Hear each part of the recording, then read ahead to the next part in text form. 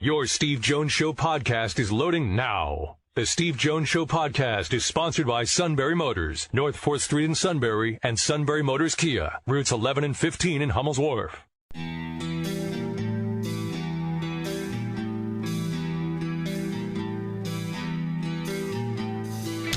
Sports talk where your voice counts. This is the Steve Jones Show on News Radio 1070 WKOK. Now, from the Sunbury Motors studio, here's Steve Jones. Sunbury Motors, 4th Street in Sunbury. Sunbury Motors Kia, routes 11 and 15, Hummel's Wharf, online at sunburymotors.com. Ford, Lincoln, Kia, Hyundai.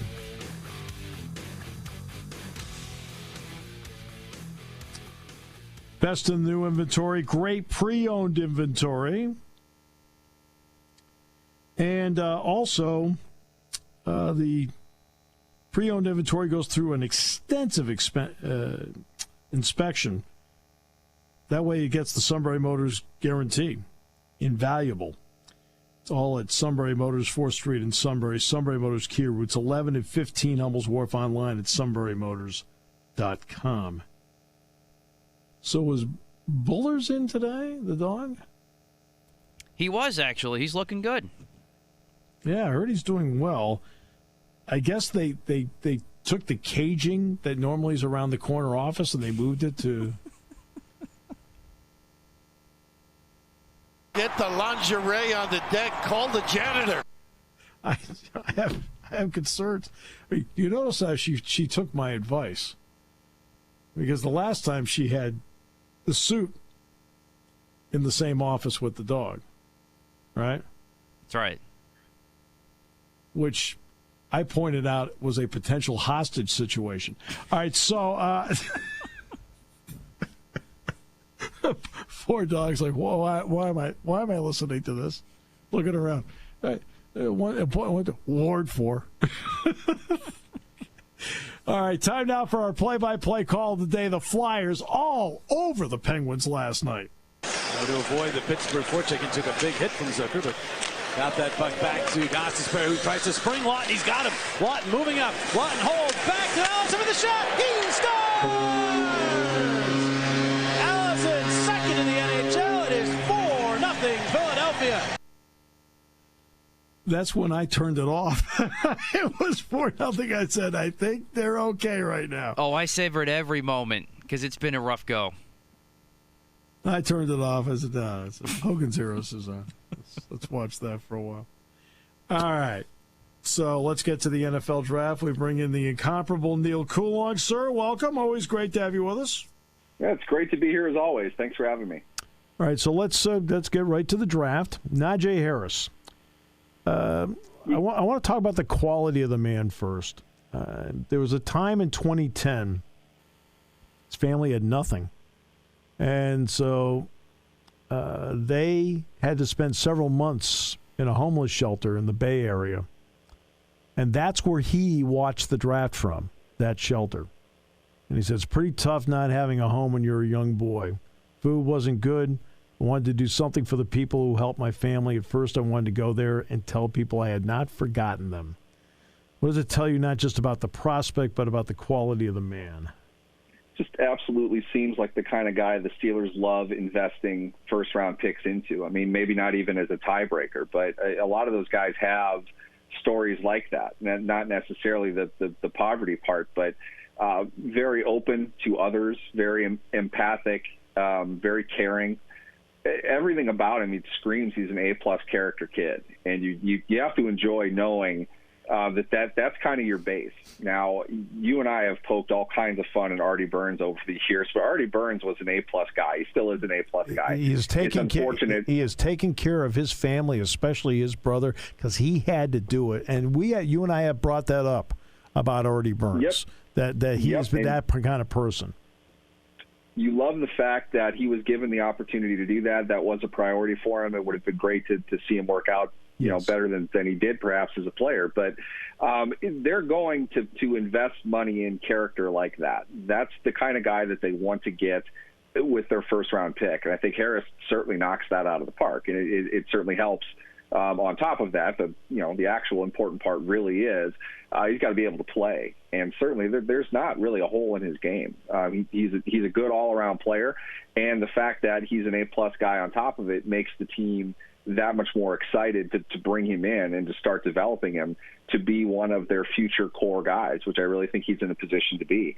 It's a solid all-around pick in a lot of different ways. I have said before, more of the issue for me, I joked about this on Twitter on Thursday night, it's not you, it's the position. It's not so much that I don't want a guy like him with that skill set. I don't think it's the best thing for an offense to do, to focus the majority of their snaps toward their running back. I don't think having 30-plus carries a game is a good way to win games in today's NFL. Mm-hmm. If he is situation-based, if he is winning those downs, which they did not do last year at all, 3rd and 1, 3rd and 2, 4th and 1, 4th and goal, those plays, if he's the difference in winning the majority of those plays, which they did not do last year, it's a great pick. I don't care what he does with any other snap that he gets in the game. They don't have a player like that. To me, that's the real value. It's not his cumulative stats. I don't think he's somebody that you want to get the ball from quarterback to handoff 275, 300 times a year. I don't think that that's a good way to run an offense nowadays. But on a per-carry basis, on a per-touch basis, he's a winner. He can make plays. He makes others around him better.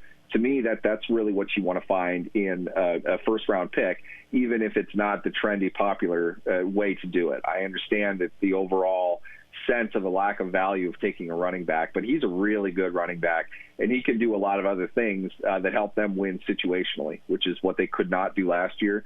And they were a terrible running team. You might have heard about that, but 3.6 yards a carry as a team is awful. If he can boost that up to 4, if he can score goal line touchdowns, if he can convert first downs, I think it's great. That's exactly what they need to do. Yeah, that's why when I've been asked about Saquon Barkley being chosen 2 overall by the Giants, I said that's a great pick. I said because he's not just a running back. He's a fabulous receiver wherever you put him, slot, out of the backfield, and he can block. I said the guy can give you 20 to 25 touches a game. They all don't have to be running back touches. Yeah, and on top of that, you can run him out of the backfield to show people that's what you're going to do. I mean, let's just look at this from outside in football in a situational approach. And I'm sure we'll get to the tight end here in a second. But if you look on the outside of the Steelers' offensive line last year in their jumbo packages, they couldn't hold the edge to save their lives. They were a horrendous blocking edge team last year. Can't run outside zone. Can't get anything out, on the wing to challenge a defense. That funnels everything else inside. Where you have a center that I think was on maybe one leg last year. Right. Maurkice Pouncey did not play well at all last year. Your guard play was not exceptional. On top of that, and then you have running backs that don't have good vision and don't have good power at the point of attack. Harris is able to do all of those things that they would need if the play has to go inside. But the reality is the Steelers did not have any options last year. With what they built in this draft, and Harris is obviously the centerpiece of it, they're going to be able to have options in short yardage situations, in specialty situations. All of that said, the value to them is they're able to win downs that extend a possession. They're able to win downs that end in touchdowns. They didn't do that last year, and that hurt them a lot more than I think what advanced analytics are really going to show you. It's about opportunity. 3rd and 1 to 1st and 10 is a winning down. I don't care what happened on the play, but they couldn't win any of that because they couldn't run the ball. And because they couldn't run the ball, they're not able to pass it because that's how a defense is playing them. That starts on the outside into the running back, and now they have a difference maker, as Mike Tomlin would say, in the backfield, whereas before they had nothing. I mean, their running back room was almost as bad as their tight end room was, and it's not a coincidence. Those are the first 2 positions they addressed. All right, so then let's get to the tight end part. Now, obviously, I'm extremely familiar with the pick in Pat Freiermuth, but when you look at the Steeler tight end situation and then what they have told you about what they think of Pat, what's the combination mean? I think Pat, to me, looks more like a developmental player. At the same time, though, he's a lot better than what they had now as far as a 3-down tight end goes. We've talked about this a bunch. Eric Ebron, he made Mike Ditka roll over in his chair or wherever he is nowadays. As far as like an old school traditional 3-down tight end, he's a disaster. He may as well be a slot receiver who sometimes pinches into the line. Right. He's not going to do the dirty work that you need. I feel the idea last year was between Vance McDonald and Eric Ebron, they can run 12 personnel packages. That's 2 tight end sets, with the 2 of them being able to do different things. They really didn't have Vance McDonald. There's a reason why Vance McDonald and Maurkice Pouncey retired pretty quickly after the season ended. They were done. They did not play well at all, and it was a major liability because the team didn't have a 3rd tight end. They couldn't replace McDonald. They had to get him out there, hobbling along on one leg in his own right. They couldn't block anything outside. If you put Freiermuth out there, he's able to do that. He's not a good blocker. I have, with the exception of maybe Tommy Tremble this year, I've yet to see a college tight end who could be considered a plus blocker coming out of college. They're just not. They don't teach that very much, especially when you are at least kind of a focal point of an offense, of a passing game on a college team. They're not really teaching them how to block. Alfredo Roberts said up and down in his comments to the media about Freiermuth that he needs to block. He and the tackling dummy are going to get to be pretty good friends in minicamp and training camp. There's a lot of work that he has to do. That's typical for a tight end. But they need him for 12 personnel packages on week 1. I mean, it's a tall task for him. They've got a lot of work that they need to do with him pretty quickly. But it's still going to be an improvement based on what it was last year. So now you've got the running back. You have somebody out on the edge who's at least going to try to get in the way of somebody, which Ebron literally did not do in some cases. The ability to do that, the ability to move upfield and get to the second level to block somebody, it opens up your ability to run outside zone, which they could not do last year for a variety of reasons. They have much more versatility with them, and I'm not even talking about the passing game at this point. I don't know how many targets he needs to get. I don't think he's a great seam runner. I think he's going to be more of a shorter guy, catch it where he is, and lean his 6'7" frame forward for another 3 yards. That's value to what they're doing, but really it's having the presence of somebody who balances out a 12 personnel package. That's going to give Matt Canada a lot more options of what to draw up and what to call in different situations. Again, here's the theme. Situation football, they failed miserably all of last year, and just these 2 picks alone opens up far more options than what they had. And these don't need to be all pro players either. They just need to be better than the guys that they're replacing, which frankly they both are. Yeah, it works out really well. Yeah, Pat is too fast for a linebacker. He's too big for a safety. He's really good on the route tree. Never dropped a pass in the red zone in the 3 years here. Never did. And I think you might be pleasantly surprised, a better blocker than you think. So I think he's an upgrade over what they have. There's no getting around it. Now, I will freely admit I'm extremely prejudiced toward him, but I think he ends up being a terrific pick for them. And then we'll take it from there. Then I want to ask you about this one. Last game I did last season for Penn State, because I did not go to a bowl game, was Illinois, which means I had to sit back and look at a fair amount of Illinois video before the game. I'll tell you the guy that really caught my eye on the tape over and over again was Kendrick Green, over and over again, whether he was playing guard or center. They picked him. What are your thoughts?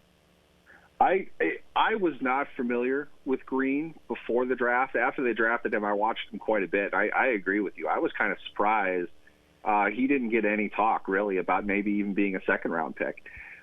Typically, when I think of a second-round pick, it's usually the combination of a guy who doesn't quite grade out to a first-round pick, or he's in the second wave of guys that has typically some type of high-level trait about him. Mm-hmm. He's a plus athlete. Yes, he is. More than anything, my thought would have been, he's too good of an athlete and has too much versatility as far as being a guard and a center, experience in both, and good tape in both, in my opinion.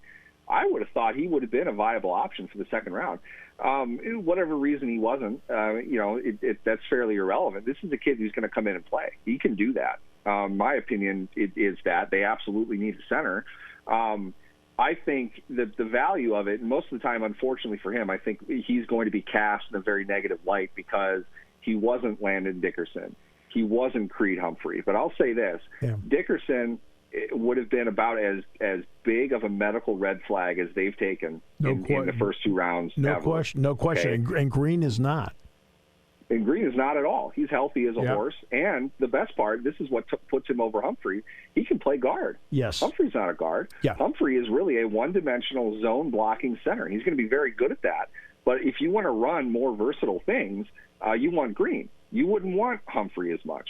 Running gap, running power, Green's going to be able to do that. I don't think Humphreys is really all that excellent if it comes to a different scheme.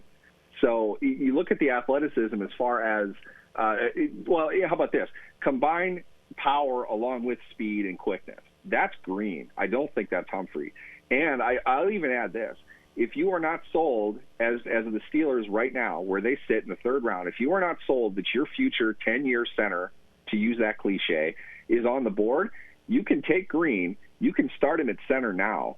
You can find your center next offseason when you have some cap space, and you can put Green to guard. True again. To me, it's like, that's even better. He's even more versatile than you think he is.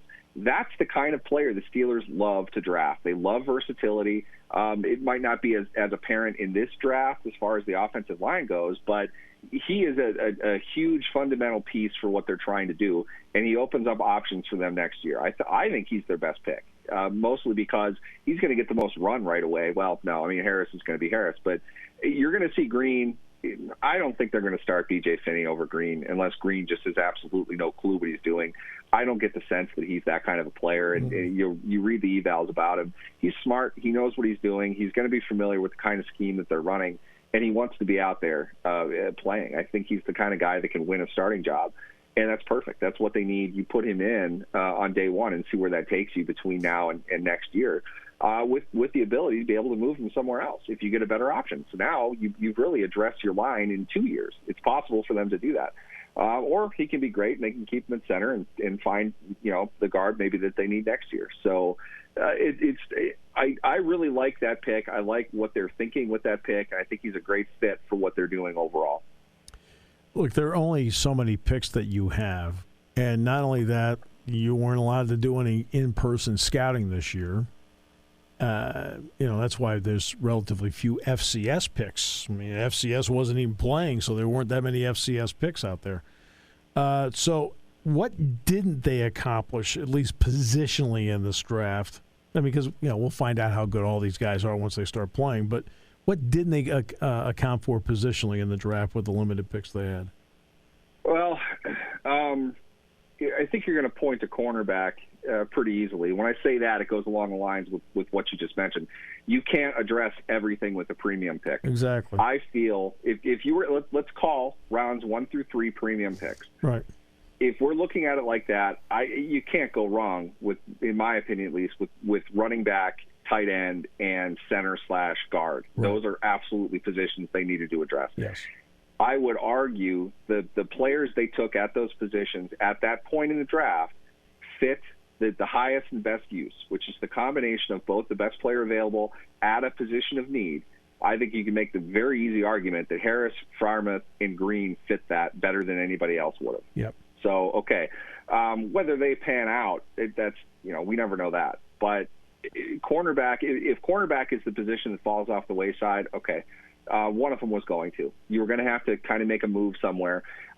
Perhaps they addressed that. Shakur Brown looks to me like the type of player that they would have wanted to bring in. Yeah.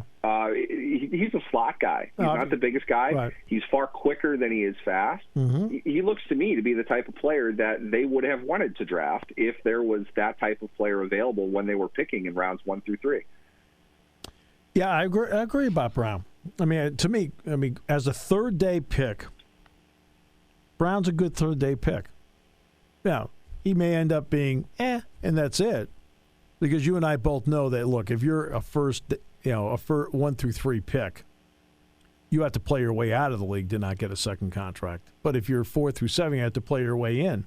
He's got a shot to play his way in for the reasons you talked about, because he is a slot corner, not a pure corner on the outside.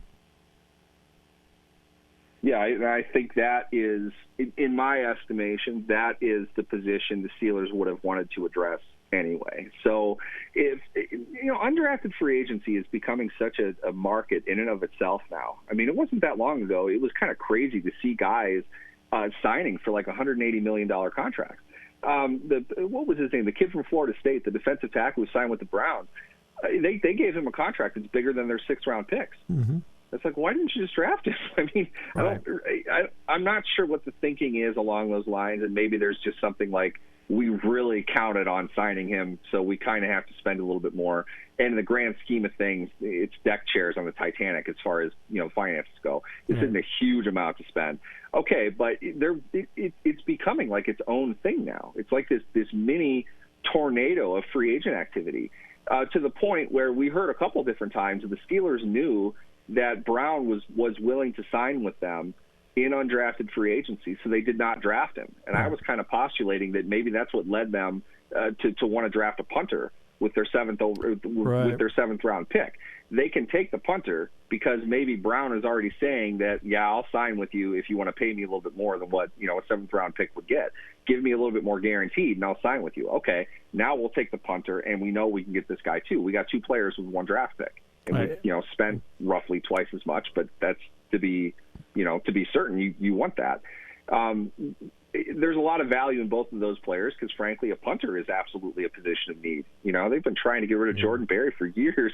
They might actually have to do it now. And if Brown comes in and he can hold his own, he can be a dime back, a special teams guy, and compete at some point for slot coverage duties.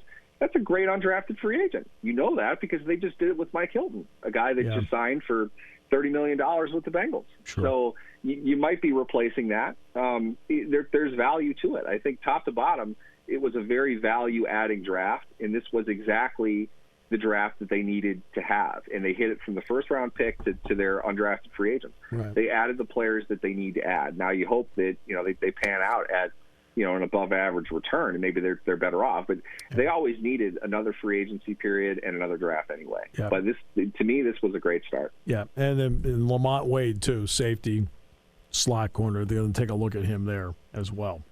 Neal, always a pleasure, sir. Thanks so much for the great analysis.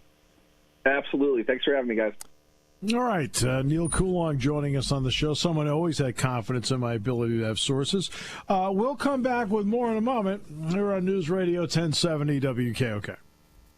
Taking your calls at 800-795-9565. This is the Steve Jones Show on News Radio 1070 WKOK. Now from the Sunbury Motors Studio, here's Steve Jones.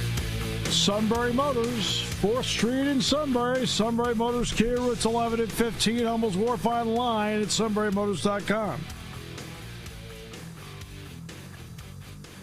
Ford, Lincoln, Kia, Hyundai. Always the best in new inventory. I mean, the best. Fabulous pre-owned inventory. All with the Sunbury Motors guarantee. And from sales, well, they'll always work with you. That's why they have so many repeat customers. Sales staff just does a great job of working with you. They have great product and great people that work with you. From sales to service, they take care of everything. Sunbury Motors, 4th Street in Sunbury. Sunbury Motors Kia, routes 11 and 15, Hummels Wharf. And online at sunburymotors.com. Great lunch today, by the way, with Steve Engel from Purdy Insurance. Steve was in town. Excellent. Had lunch. I mean, you spoke of glowing terms. Roger, glowing terms. Michelle, glowing terms. Lawrence, glowing terms.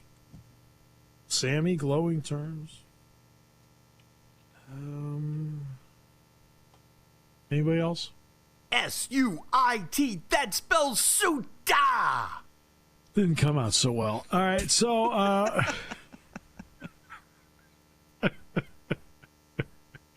oh, my This show's awful. We had a great time today. All right. So what does the press release, there was no press conference, it's interesting that the 70% number is thrown around by both the governor and the president today. Now, the governor threw around the 70% number in terms of fully vaccinated, the president of one shot. This is not meant to be political. It is not. When the president talks about 70% shots by the 4th of July, with all due respect, right, because you want to say that, see, we're leading, I think he picked a goal they know they can reach. Okay? Not to be a cynic here, but I think they didn't pick a number they didn't think they could reach. So far, all the numbers that they've picked out have been, like, really? That's the number? Right. Then you start to figure out what it means. All I know is that it is trending I'll give you an example. New York and New Jersey were two places that, a couple of weeks ago, the numbers were still high and it was a problem. And now you look at what's happened trending in just New York, New Jersey, their numbers have plummeted.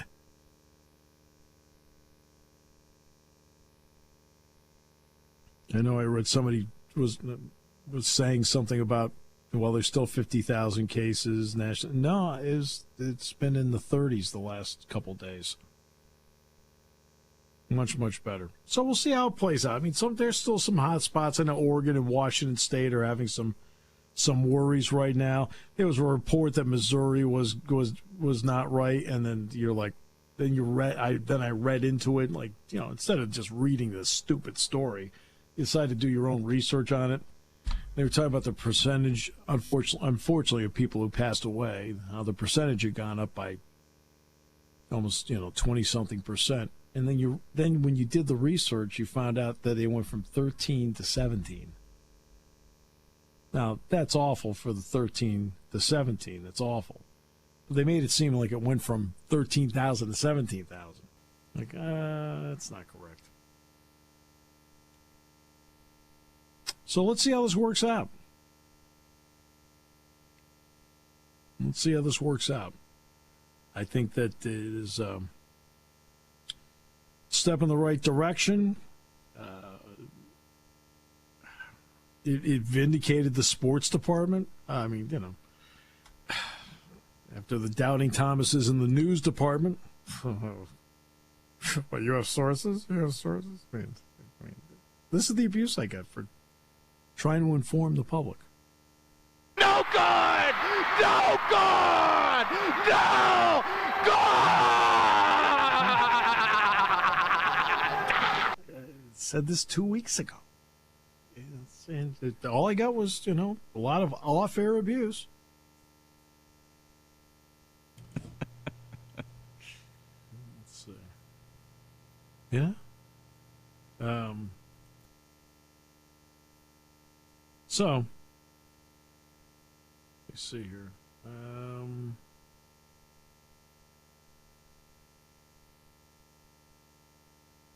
I had something else in here. Goes back. Ding, ding, ding.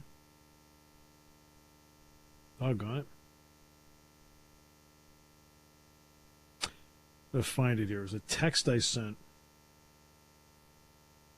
I'll have to look it up here.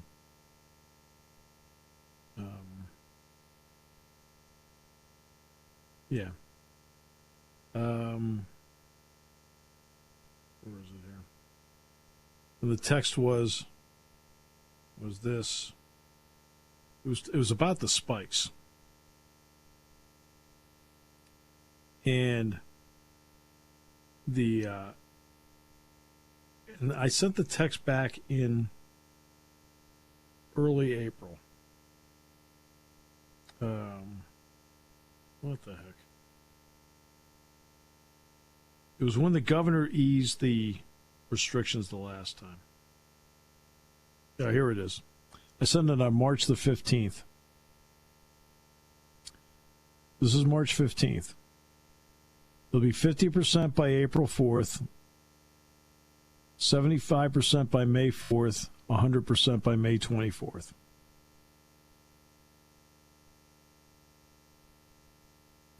Well, that was pretty spot on then. Well, that's because I'm just a stupid sports guy. To quote the people in the station, the dumb sports guy. You know, it's like, you know. Fouled. That spells fouled. Well, that's our news department. It's just you're just so mean about the whole thing. I have given credit where credit is due. There, that is spot on right there. I said that March 15th. I'm not completely out of touch. I'm not completely in la-la sports land. You know, what the heck? Because remember, what I do, okay, I'm the one person in the station that actually has been other places, okay, in the past year. Yes. Okay, I know what the Michigan lockdown looks like. Been there, okay, like firsthand. I know what Nebraska looked like. I know what Virginia looked like because we were doing games. Michigan was the worst. It was the worst. All the places I went, I think I've been in, 14, 15 states in the last year, something like that. Michigan was the worst. I remember I flew into Detroit. It was the day after Thanksgiving. And Governor Whitmer had just put in, starting November 15th, an even stricter lockdown. And Jack Ham drove. So Jack drove from Pittsburgh to Ypsilanti. That's where we stayed. And I landed. I had an early flight, so I landed. Because remember, I did the show in Detroit. Or in Ypsilanti, whatever. You know what I mean. And he called me, because I got in early enough, and he called me before the show. He said, "Hey, what's the deal on dinner?" I said, "Where are you right now?" He said, "Well, I'm in Ohio." I said, "Look, Jack, I'd pull over. I'd get dinner in Ohio." I said, "I don't think we can get dinner here." And in terms of going out to get dinner, He says, "Okay, all right." So I was done with the show at 5:00. And, the restaurant and the hotel is closed. Now, the next day they had, for breakfast, you could grab a bagel that was wrapped up, coffee, some fruit that was, saran wrapped, and so forth. They had that. I mean, the hotel was trying the best they could. But for dinner, what I did was I had to go out, and I'll be honest, we went to a place. There was a little strip mall next to the hotel, and they had a pizza place called Hungry Howie's. And, of course, you were allowed to do takeout. So I'm sitting there trying to think what the heck game I was watching on a Friday night. And I'm sitting in my hotel room with my Hungry Howie's pizza. Okay.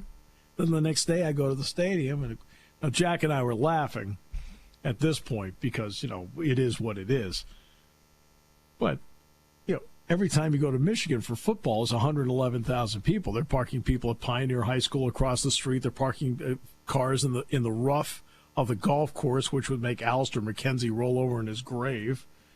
He's the guy that designed the golf course. He's also one of the two designers of Augusta National. And, of course, we're driving we get off at State Street. We're going down, great, there, left turn, right there. It's easy to get to. It's not that hard to get there. And we pull into the parking lot, and we pull right up to the front.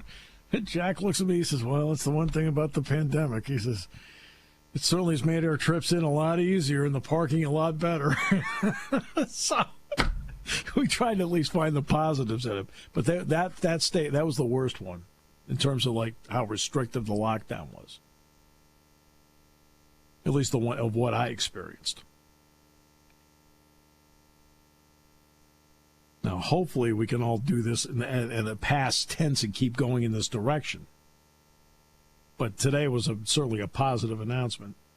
What wasn't positive was the station reaction to it because it was so personal. It was almost like spiteful, hateful,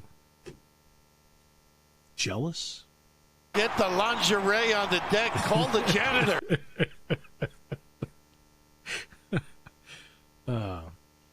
But Memorial Day, 12:01 Memorial Day. It sounds again. But I will feel better about it once I see what the Pirates and Phillies are going to do. How about that? And I would think this goes for high schools, right? Definitely, although we'll be wrapped up by then. Yeah, but I don't mean high school now. I mean high school fall. Oh yeah, absolutely. Unless individual school districts still put in their own measures, they can do that. The governor said today, and that would be the same thing for any of the sports teams. They can put in their own restrictions if they feel like they have to. I don't think that's going to happen though for the sports. I think you'll see full stadiums, or as full as they can be. Well, look, especially for minor league baseball. Oh, minor league baseball, I think the Spikes I know they're planning on whatever they're allowed, they're going to do. And I think you got to say the same thing about what Gabe and everybody's going to do at Williamsport. Whatever they're allowed, they're going to do it. They tell you 100%, they're going to go for 100%. If everybody in the place has to wear a mask, at least until there's a 70% vaccination rate or whatever, they'll do it. I mean, I'm confident they'll do that. And here's the other thing, too, that's interesting, Steve. I don't know if you saw this a couple days ago. We had it on our AP wire here. The Penguins are exploring making, like, a vaccination-only section, and those fans would, I guess, would be... wouldn't have to at least social distance. I don't know. They may have to still mask, but they wouldn't have to social distance from each other. Baseball is doing that in some parks where the vaccinated... and the non-vaccinated are put in the upper deck. Okay. So some baseball teams have done that already. Texas, the Rangers, let them in. Yeah, them and the Braves right now for baseball at least. I mean, Texas has been like that. Let me put it to you this way. Let me give you a very important benchmark for 10 days from now. Okay? How did the Kentucky Derby turn out? Absolutely. Excellent point. Because that was 53,000 there. 53,000 outdoor event. Spaced to a point. I mean, I've been to Churchill Downs. I don't know if you have, but I've been to Churchill Downs. I mean, there's only so much, in other words, they didn't put people in the infield. There's nobody in the infield. So they were sitting in the stands and the suites and so forth. And for the most part, I think it was, I'm trying to remember now, a maskless crowd, right? I think that's a big test. If we go through in 2 weeks and we find that there's no upward tick in the Kentucky, Indiana region after that, now obviously people come out of town for that. I mean, Aaron Rodgers was there. He doesn't live in Louisville, and obviously, Tom Brady doesn't either. But a lot of people live in that area. If there's not a spike, I think then that you kind of feel like it is a big step forward. How about that? Definitely. And also here in Pennsylvania, I just saw this a little while ago. Pocono, for their NASCAR weekend at the end of June, as announced after today's announcement from the governor, they are going to be full go as far as letting spectators in. Yeah, they were going to do that for IndyCar, and then they realized that they're already socially distant anyway. All right, so that was cruel. I couldn't resist, okay? Some sports are socially distant naturally. Back when he's sitting in there, he goes, I can't stand that guy. All right, back with more in a moment here on News Radio 1070 WKOK, brought to you by Sunbury Motors. When it comes to car buying, there's the other guy's way, and then there's the SMC way. The other guys force you into a vehicle you really don't want. The Sunbury Motors way lets you take the time you need to browse, ask questions, and take the test drive and think on it. For over 100 years, the Mertz family and all their employees have made your experience the most pleasant one you'll ever have. The other guys won't offer you the best price for your trade, no matter how much they say they will. The SMC way is their promise to provide you with the most money the market shows your vehicle is worth. The SMC way is to offer you all applicable factory rebates on new vehicles and generous discounts. Looking for a pre-owned vehicle? The SMC way checks each vehicle in a 200-mile radius to determine the lowest price, then beat it. It's the lowest price promise, just part of the SMC way. The choice is up to you. The other guy's way or the SMC way. The SMC way wins every time. Sunbury Motors Company in the North 4th Street Auto Plaza, Sunbury, and at sunburymotors.com. Selling more cars and satisfying more customers for over 100 years.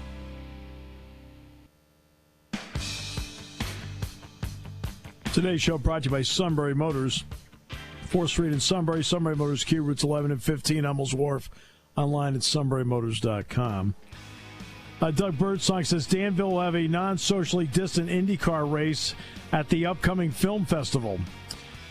You know, at the Ward 4 Film Festival in Danville, the Suit wanted to put together a full presentation of the movie Ford versus Ferrari with Matt Damon and Christian Bale, and he couldn't get rights to the picture. So they're going to do a locally produced production called Volkswagen versus Pinto. It just doesn't have the same... No, not even. Look, the engine's in the back. Like, great. Fabulous. Glad you noticed. Oh, Volkswagen versus Pinto, the movie of the week in Ward 4.